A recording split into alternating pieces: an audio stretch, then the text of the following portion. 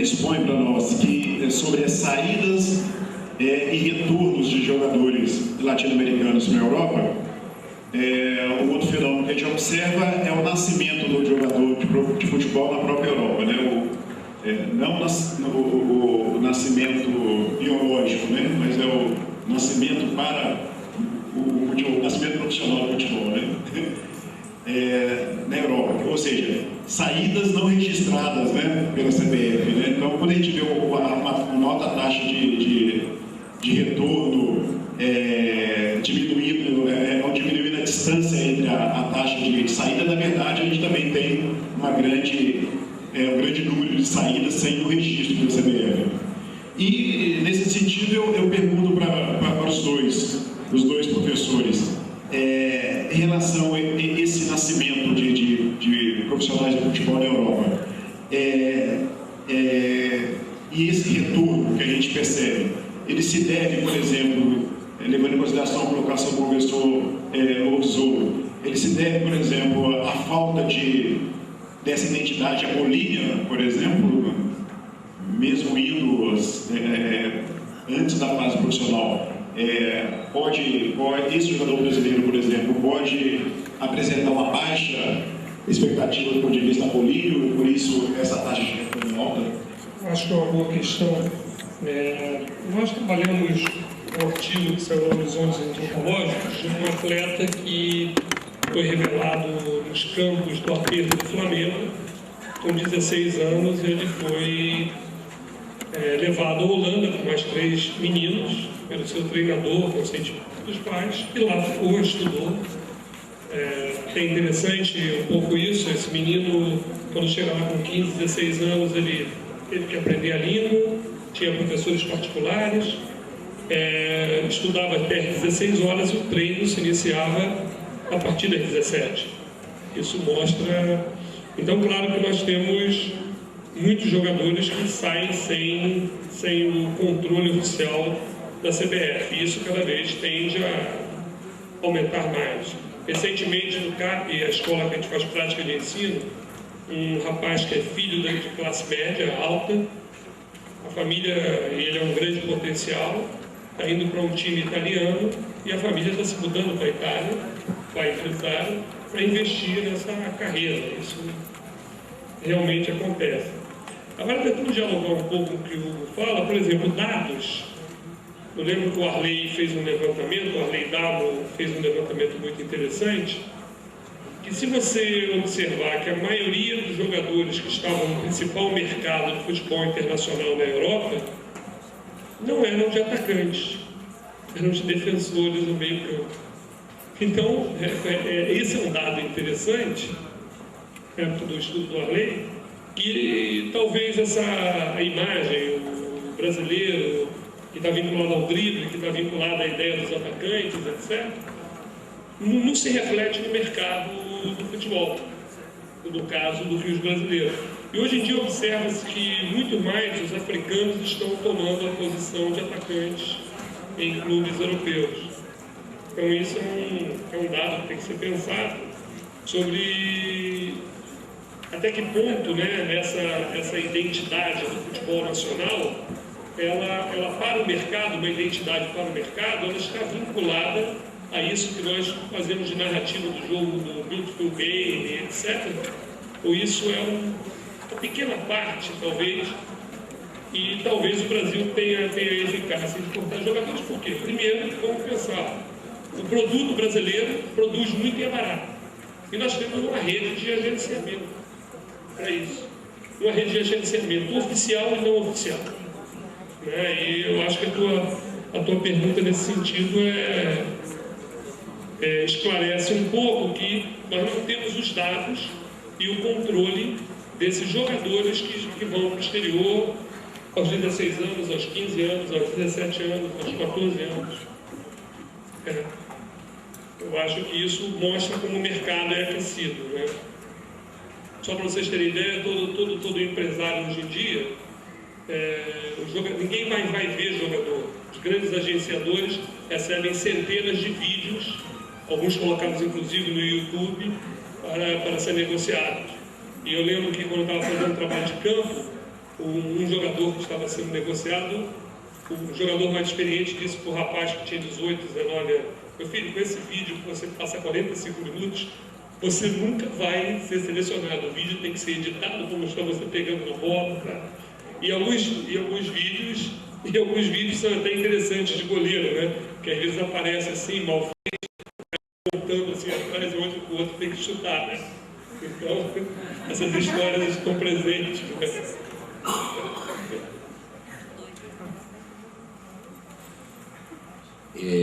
Eu acho que nisto que estamos comentando, acho que temos que distinguir claramente duas coisas. Eu me centrei naquilo que chamava plano mitológico. Certo? Eu não acredito que qualquer mito seja verdadeiro em termos empíricos. Não é isto que se coloca. Os mitos não sei por que são verdadeiros em termos empíricos. ¿Sí? Então, claro, esta mitologia do futebol brasileiro pode contribuir para a exportação.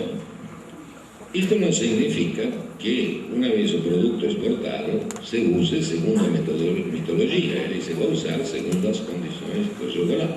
Aí a razão prática, a razão técnica, a razão da eficiência se impõe, e a coisa não. Agora, o retorno acho que pode ser por muitas razões. Não sei, talvez o retorno pode ser porque o feijão não sai bom lá, ou porque você fica isolado, ou porque, claro, é mais fácil em Portugal. Haveria que ter, por exemplo, uma estatística do que retorna, de onde retorna, de que país retorna nessa distribuição. Quantos são que retornaram da Alemanha? Quantos foram na Alemanha? Porque no total pode dissimular. Pode ser que eu tenha, por exemplo, de Portugal um retorno muito baixo. Bom, aqui a comunidade linguística pode explicar uma facilidade de inserção, de relacionamento, tá certo? O jogador mais facilmente vai poder casar com uma portuguesa que com uma alemã, pelo menos até que não aprendeu alemão, porque é muito difícil falar a linguagem do amor sem dominar mais ou menos bem uma língua, não é? Então, tem algumas coisas que tem esta coisa aqui. A outra coisa que me surpreende, por exemplo, como a mitologia tem peso. Porque, observa, toma um caso aqui público e notoriamente conhecido, o caso de Messi. Está certo? Como te dizia o locutor, este centroavante argentino, estava sendo vendido para o Real de Madrid por 35 milhões de euros. Eu fiz a conta, dá 60 milhões de reais, uma coisa assim, 35 milhões, uma barbaridade de dinheiro. Então, isto é um nível dos negócios diferente do outro nível. Este tipo de jogador pode ter toda uma estrutura de apoio, porque vale a pena, se vê com retornos futuros. Em outro nível, talvez essas estruturas não existem, não são muito frágeis, ou é feita por alguém do clube voluntariamente. São temas importantes para entrar nisso. De todas formas, essa razão prática, essa razão dos negócios, a gente não pode esquecer que é um negócio. Eu digo sempre isto, por exemplo, eu dou aula em comunicação. Eu sempre tenho que dizer para os alunos que a mídia é um negócio. Parece que todo mundo esquece que a mídia, o fundamental dela é ganhar dinheiro, porque tem que manter a empresa, tem que gerar lucros, etc, etc. E que, diante do ganhar dinheiro, o ganhar dinheiro é mais importante que qualquer função ideológica que os alunos imaginam. Porque eles sempre estão imaginando que a mídia tem uma função ideológica muito clara. Bom, e a mídia vai pulando de uma coisa para outra, porque vai pulando através do dinheiro. O farol é o dinheiro. Não acredito que no campo do futebol a coisa seja diferente. Mas, de toda forma, essa mitologia do futebol tem muito a ver com o espetáculo do futebol. Tem muito a ver com as emoções dos que participam no futebol. Porque para eles está em jogo alguma coisa além do mero pagar um ingresso. Está em jogo alguma coisa além que o mero negócio. Mas o negócio existe e ele é como uma estrutura. Está aí. Ele é sólido e dinâmico. E sem isso não existiria o espetáculo esportivo. Então, eu acho que a gente tem que tentar fazer análises, equilibrando estas coisas, não perder de vista, quando você está fazendo uma análise mais cultural, ou mais mitológica, coisa pelo estilo, dizer, porém, é negócio, certo? E quando você está fazendo uma análise mais uma economia do esporte, uma socioeconomia do esporte, sei lá, uma teoria organizacional do esporte. Porém, também está o outro aspecto, sem o qual o espetáculo esportivo, o aspecto de emoção, sem o qual o espetáculo esportivo não existiria. E provavelmente, como em alguma oportunidade, passou com Madureira, que Madureira chorou, porque perdeu o desfile de carnaval. Não foi porque perdeu o jogo de puta, perdeu aquela música famosa Madureira chorou, é porque perdeu o desfile de carnaval. Hoje, provavelmente, Itália está chorando. Olá, continua aberto. O microfone está lá atrás, ok? Boa tarde, à mesa. Meu nome é Flávio Kirsch, eu sou da FABAV aqui na Serra, curso de Educação Física. Primeiramente, agradecer aos professores Antônio Jorge e Hugo Bisotto pelo trabalho belíssimo. Eu queria colocar uma questão sobre essa temática que o professor Hugo discutiu com a gente. A identidade nacional é tratada nessa questão de jogo bonito, da ginga, também na obra do da Mata, Roberto da Mata. E ele trata isso dizendo exatamente isso, que o nosso futebol ele é identificado como um jogo bonito, como esse esporte de ginga, que não adianta só ganhar, vamos dizer assim, que para o brasileiro o jogo bonito faz parte do show e sem ele fica difícil se jogar. E a gente nota realmente, principalmente agora que estamos em época de Copa, vamos colocar assim, todo grupo que se volta contra um estilo de jogo que o Dunga propõe. Aquele jogo que é muito mais voltado para a técnica, para uma estratégia para ganhar, talvez menos para a beleza e para a alegria. A minha pergunta é, existe uma relação entre a ida desses jogadores do Brasil, ainda muito cedo, para o exterior, e o que eles aprendem lá com o jogo que a seleção brasileira hoje demonstra num campeonato como esse que está ocorrendo, nessa Copa? Porque nota-se o seguinte, há uma modificação bastante expressiva no jeito de jogar. Percebe-se, por exemplo, um Robinho que vai para a Europa e lá não faz o tipo de jogo, o jeito que ele joga no Santos hoje, de novo, voltando para o Brasil. Parece que não é bem o foco do trabalho nos clubes da Europa. E também na forma física. O jogador brasileiro, ele é, digamos assim, bem mais franzino quando ele sai do Brasil do que quando ele volta para o Brasil da Europa.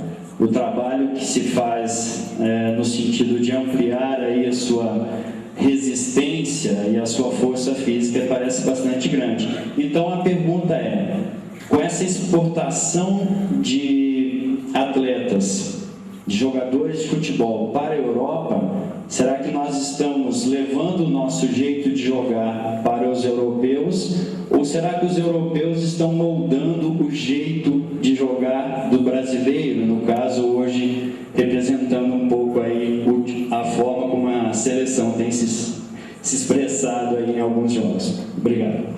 Exato, muitos autores, quando eu parti fazendo isso, tinha na cabeça Roberto da Mata e outros autores que de alguma forma você colocou perfeitamente isso que acontece.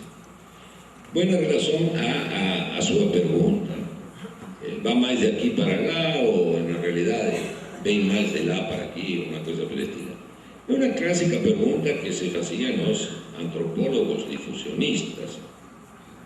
Talvez você poderia pensar que toda adoção é um caminho de duas mãos. Então, que quando você está mandando para lá, também está trazendo para aqui. E a recíproca. Entrar nos detalhes de isso, ou seja, descrever a carga, o que de fato de aqui se está levando para lá e o que de lá se está trazendo para aqui, eu não tenho a menor competência, porque você precisaria pessoal especializado em futebol, que conhece futebol e que pode localizar os segmentos das coisas que estão sendo levadas e trazidas. E você mencionava uma que me parece, eu também partilharia contigo, o desenvolvimento da quando eu brinco e digo a coraça muscular. Agora, a coraça muscular pode estar vinculado a vários aspectos. Eu acho que um dos aspectos é tentar proteger o jogador, fazer que ele se torne uma mercadoria menos perecível, mais resistente, mais... Esse me parece que é um aspecto, mas digo isto com absoluto despojamento. Alguém me pode dizer que não é assim, eu vou dizer que não é assim porque não tenho a menor competência para falar disso. Só queria insistir que é um caminho de duas mãos. Então que você não pode ficar... quando você influencia nessa coisa, você também traz influências e isto se vai conformando. Pode ser que você tenha que o jogo se medianize. Uma questão interessante é a seguinte: na medida que você tem um pouco o que passa com populações biológicas, na medida que você tem na medida que você tem reservas, cada população vai desenvolver suas características peculiares. Isso é clássico da teoria da evolução darwiniana. E na medida que você começa a circular, há uma homogeneidade que se cria em relação à média. Isto, por exemplo, tinha um trabalhinho de Stephen Gould aplicado aos jogos de beisebol. Stephen Gould é um biólogo darwiniano, evolutivo, e que ele fazia exatamente isto. Ele tentava mostrar que toda essa discussão sobre o beisebol, técnica e arte, não era outra coisa que um agrupamento em torno à média. E a média, que representava a média? As estratégias que davam mais certo. Em termos de sobrevivência do time, da equipe, de ganhar, etc. Eu acho que também com o futebol, esse modelo de análise de gol, que está naquele livrinho famoso dele sobre o sorriso do Flamengo, isso mesmo, né? Esse modelo analógico de gol, você poderia, você poderia aplicar para estudar que se não está passando uma coisa assim como o futebol. Seria interessante que pessoas que são técnicas no futebol, aqui se requer uma competência técnica, pudessem fazer esse tipo de estudo. Talvez está existindo uma medianização. Então, claro, você tem alguns caras que se situam nos extremos, claramente se situam nos extremos, mas talvez a pressão na direção à homogeneidade em torno da média seja cada dia maior. Eu digo isto como uma hipótese, não estou afirmando que isto é assim, em absoluto. Teria que ter dados para ver, mas pode ser um modelo analógico interessante para tuas questões. Mesmo se você entendeu o futebol, poderia investir nessa direção. Pessoalmente, eu poderia colaborar no possível com o teu trabalho. Eu acho que esse foi um tema que a gente já vem discutindo há algum tempo, essa ideia do estilo de jogo, e isso parece que cria determinados obstáculos para pensar questões mais amplas a partir desse espaço do futebol. E escrevemos, inclusive, um artigo juntos que está publicado no RBCE, que esse artigo vem mostrando essa ideia, que esse negócio do estilo mais individualizado, do jogo mais individualizado, da arte, no início do século, por exemplo, ele era visto como negativo, como um analfabetismo do esporte, como falta de espírito coletivo, etc. E a gente vai mostrando isso, está publicado numa revista de 2003, da RBCE, e a gente vai mostrando que esse debate sempre foi um debate tenso. Isso que o Hugo apresenta hoje aqui, eu acho que esse debate está nos anos 20, no caso do futebol brasileiro, e ele talvez esteja dizendo, acho que tem a ver também com o que foi falado aqui hoje, algo para além do futebol. Isso não está só discutindo um projeto de futebol. Às vezes está discutindo um projeto, um modelo de civilização, um projeto de sociedade ou um projeto político mais amplo. E aí estou colocando projeto num sentido bem frouxo, nada muito articulado. Então, observa. Se a gente pega no início do século isso, alguns vão, em determinado momento, já nos anos 20, uns vão criticar o modelo individualista do futebol brasileiro. Vão dizer que há uma responsabilidade social, não há um espírito coletivo, coisa que bate, por exemplo, com as representações de Oliveira Viana sobre a sociedade brasileira. Uma sociedade pouco solidária, egoísta, etc. Do outro lado, outros autores e outros jornalistas, já nos anos 20, e o máximo disso vai ser Gilberto Freire, vão valorizar esse estilo dionisíaco aí colocado, que o indivíduo aparece em relação à multidão, que o indivíduo aparece em relação à coletividade. Eu poderia pensar que isso tem um pouco desses mapas contestados de cultura, fazer um exercício aqui contrafactual, mas vamos imaginar. Se numa pelada nossa, ou num campeonato, um jogador, uma pelada, vamos pegar uma pelada, pega uma bola, arrisca driblar e sair jogando sozinho e perde a bola. Todo mundo, pela ineficácia, vai brigar com ele, vai te chamar de fominha, etc. E provavelmente esse jogador, na situação brasileira, né, ele pode pegar e virar e mandar o resto da equipe para aquele lugar. E vai dizer, eu pelo menos tentei, estou fazendo alguma coisa.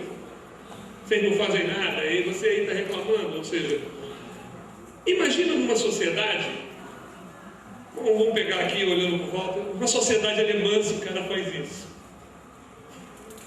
Porque o espírito coletivo, a responsabilidade, etc. Será que teria a mesma tranquilidade? O cara viraria para os demais colegas e falaria isso? Ou ele sentiria vergonha de ter arriscado tudo no momento?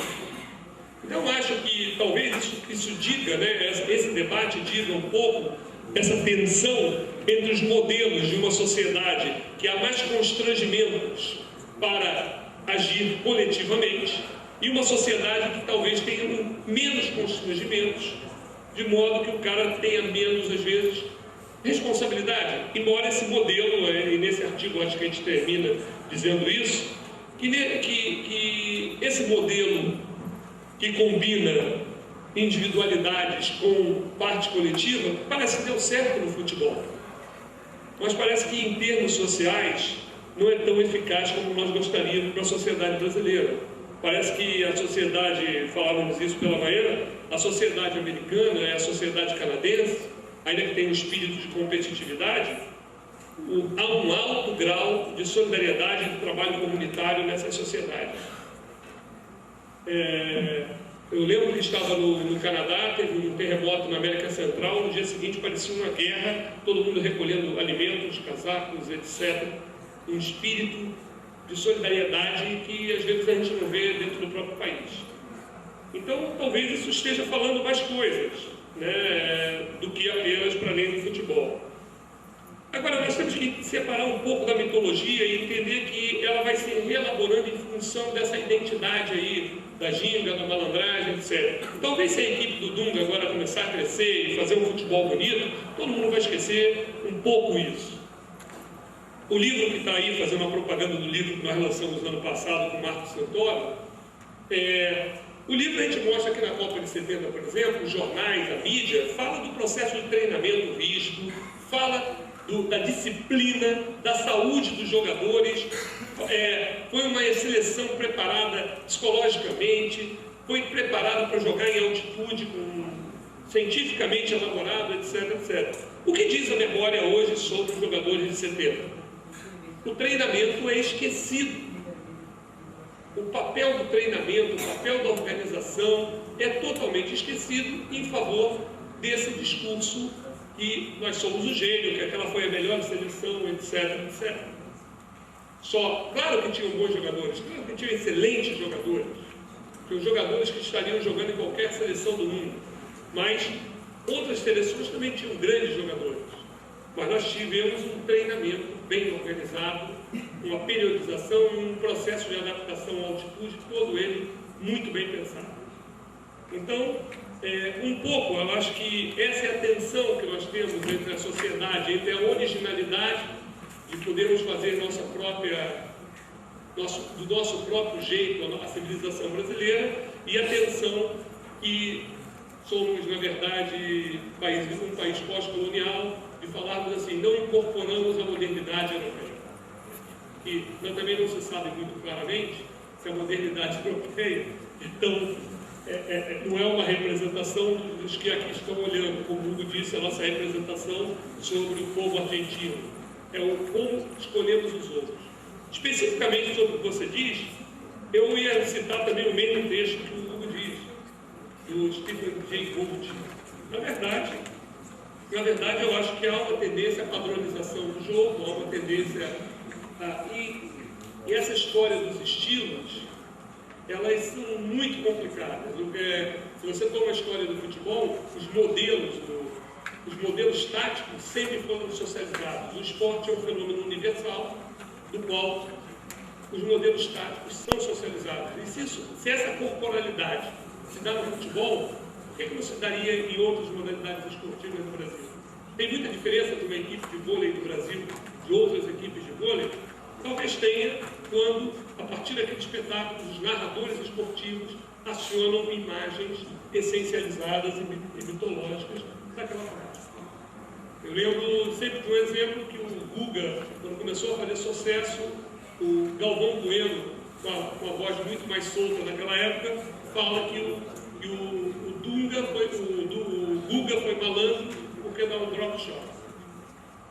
Quando é uma jogada comum, é uma técnica comum do tênis. Não tinha nada de malandragem. Simplesmente é como ele tem que construir uma gramática de um esporte universalizado, que as técnicas são socializadas, adequadas às demandas identitárias da sociedade brasileira. E eu não consigo ver muita diferença entre o Maradona e o Owen, que jogou na Inglaterra, o inglês, e eu tenho até um vídeo do Ronaldinho Gaúcho e do Zidane. Se você pega os dois, fazem coisas maravilhosas com bola, e inclusive esse vídeo vai pegando jogadas muito semelhantes de Zidane e Ronaldinho Gaúcho. Embora a corporalidade, o jeito de andar, seja diferente, mas tecnicamente o domínio de corpo com a bola parece muito semelhante. Com relação a essa ginga, esses aspectos identitários que o professor realçou nas suas falas, me remete ao futebol arte, que de certa forma é muito vinculado pela mídia, nas nossas falas, em alguns momentos como brasileiro, enfim.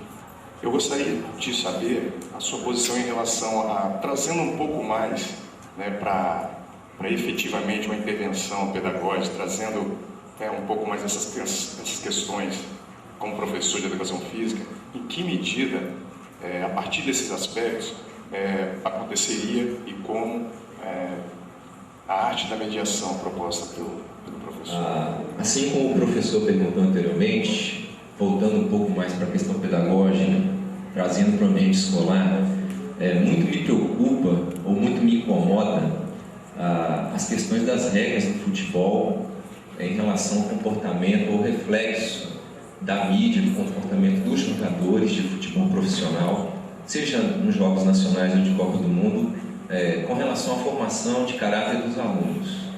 Eu trabalho em uma comunidade carente em Terra Vermelha, aqui em Vila Velha, que não se diferencia tanto assim no aspecto de violência de outras comunidades aqui da região. Mas a questão da violência, assim como o professor Antônio Jorge colocou, que há grande necessidade de estudos nesse aspecto, em relação ao estudo comportamental do futebol, eu queria saber dos senhores se vocês acham que é possível uma mediação pedagógica dentro do ambiente escolar, no sentido de fazer com que o futebol visto possa ser praticado de uma forma diferente, mais humanizada no ambiente escolar. Eu falo isso porque eu tenho história familiar de pessoas, parentes, que têm sérias lesões físicas decorrentes da prática de futebol. E muito me incomoda ver jogadores, por exemplo, acho que é o Felipe Melo, número 5 da seleção brasileira, alguém me corrija se eu estiver errado, no jogo amistoso aí do pré-copa contra o Zimbábue, se eu não me engano, ele deu um carrinho, foi na bola, o brasileiro deu o carrinho, o Zimbábue não oferecia nenhum perigo ofensivo, já estava perdendo de 3-0, e o africano simplesmente fez um gesto assim, olhando para o brasileiro. Por que esse carrinho? E o Felipe Melo levantou, muito petulante, deu-lhe um peito desse jogador africano. Eu me senti envergonhado vendo aquilo. E me preocupo porque eu, assim como todos nós aqui, temos algum senso crítico, sabemos que isso, chegando na cabecinha da criança que está assistindo aquele jogo, vai trazer influências, na minha opinião, negativas. Eu acho que essa é uma questão central do futebol, né? Por exemplo, eu sou professor de educação física e uma coisa que nós temos duas posturas dentro da escola. Achar que não se precisa ensinar futebol, porque todo mundo sabe, né? E temos uma outra postura que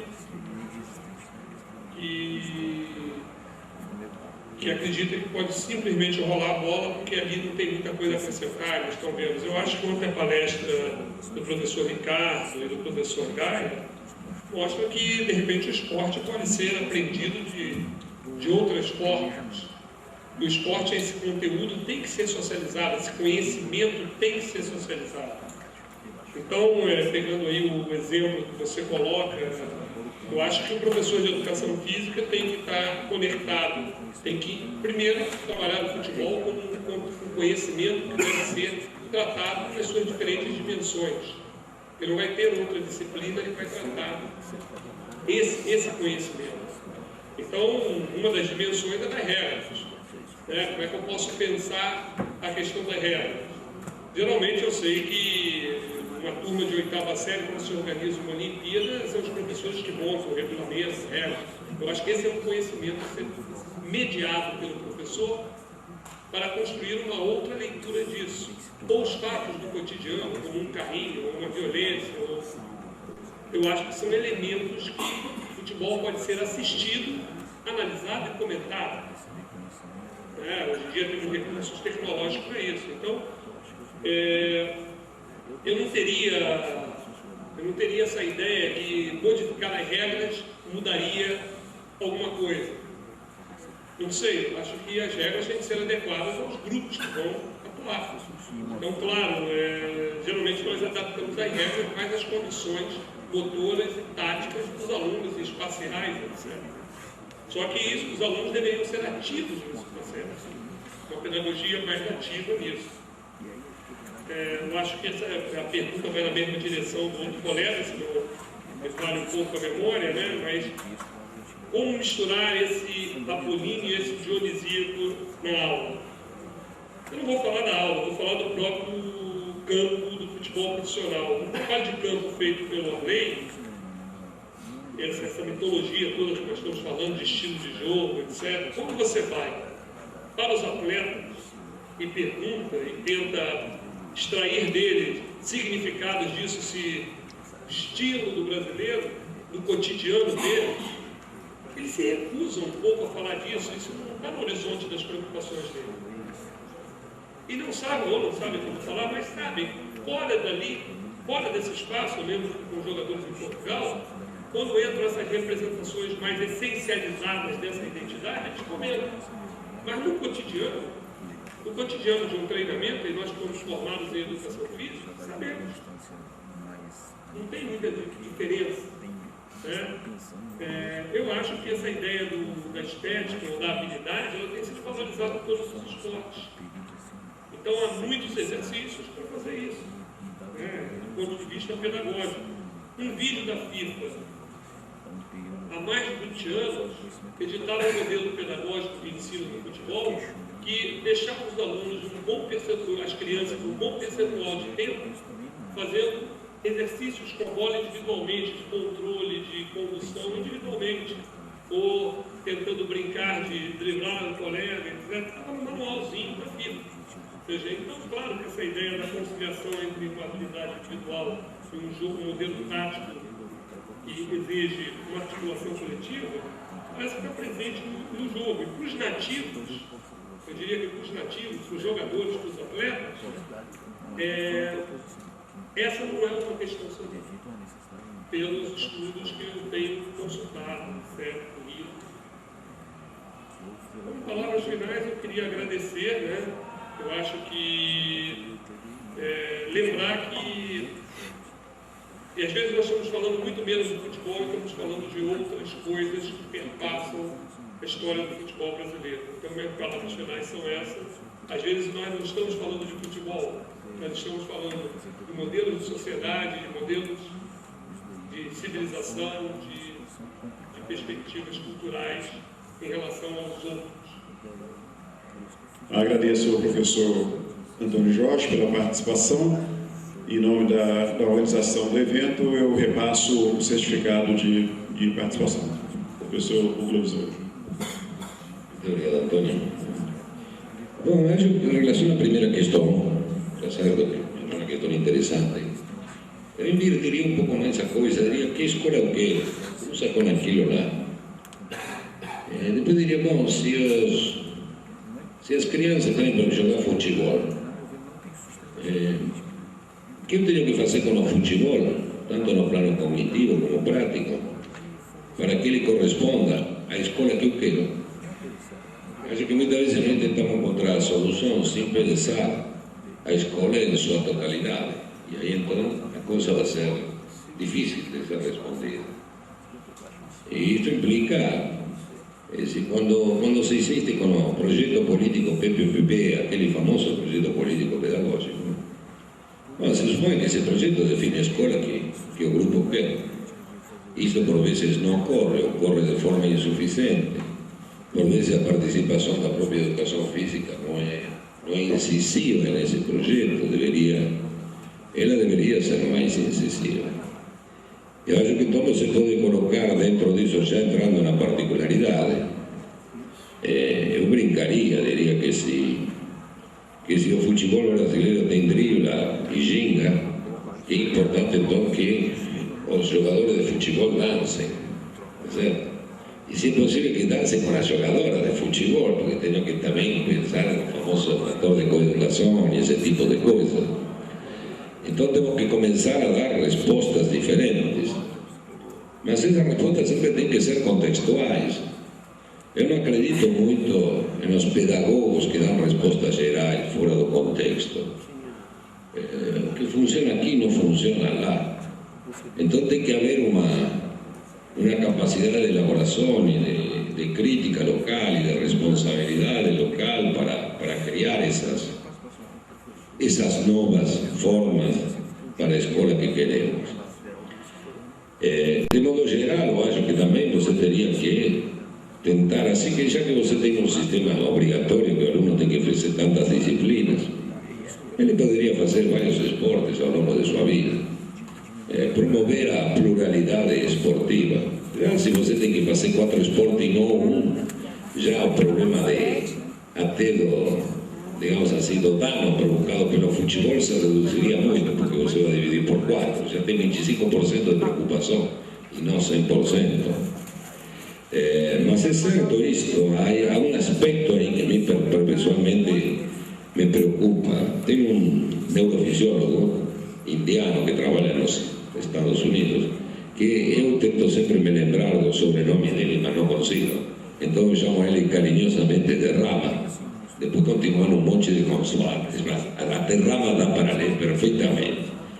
Então é um Rama que escreveu um livro até bastante comentado, Os Fantasmas da Mente. Ele diz que o treinamento esportivo cria um zumbi interior e que você passa a agir em função desse zumbi, que esse zumbi é um outro. Ele diz que não tem muito tempo para pensar.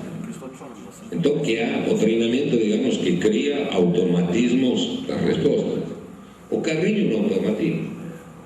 Então você teria que criar um automatismo diferente. Aí o cara não diferencia que nessa oportunidade que talvez em um perigo de gol, até que se justifique usar um carrinho ou cometer uma falta, o cara tem um treino, está ganhando e comete a mesma falta para carrinho, mas não se tivesse. Por quê? Porque talvez esse zumbi interior, esse automatismo já se constituiu. Então é um problema seríssimo, não é um problema de antropologia nem de sociologia, é o mesmo problema de neurofisiologia.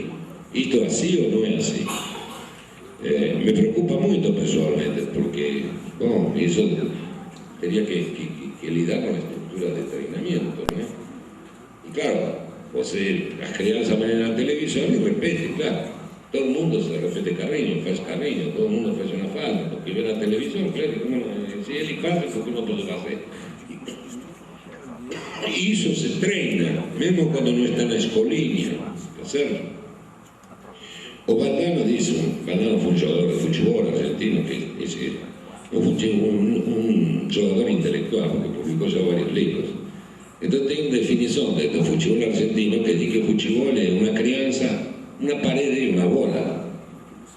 Então que todo mundo aprende a jogar futebol tabelando com a parede, porque a parede tem no bairro, porque tem nas casas, tem na parede, então você aprende com a parede. Há um automatismo desse toque de bola, dessa parede. E eu me lembro que de criança, quando eu não tinha quem jogar, e todo mundo fazia isso, você pegava a bola, ia para a rua e brincava com a parede. Então, criança, evidentemente, imita esse tipo de coisa. Claro, com a parede não lesiona ninguém, mas o que me estava referindo é que, de tanto jogar com a parede, você cria um automatismo. E provavelmente você vai esperar que o colega responda como responde a parede. E o colega não vai responder como responde a parede, porque ele tem uma, não uma parede, funciona de outra forma.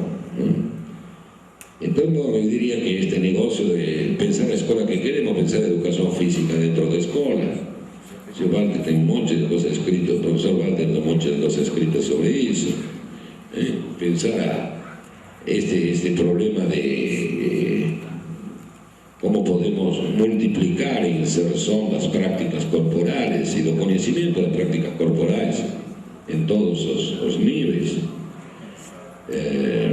Este negócio de introduzir a diversidade, que eles possam fazer várias práticas. O outro problema, o problema do automatismo, parece que é um problema que deve ainda ser pesquisado.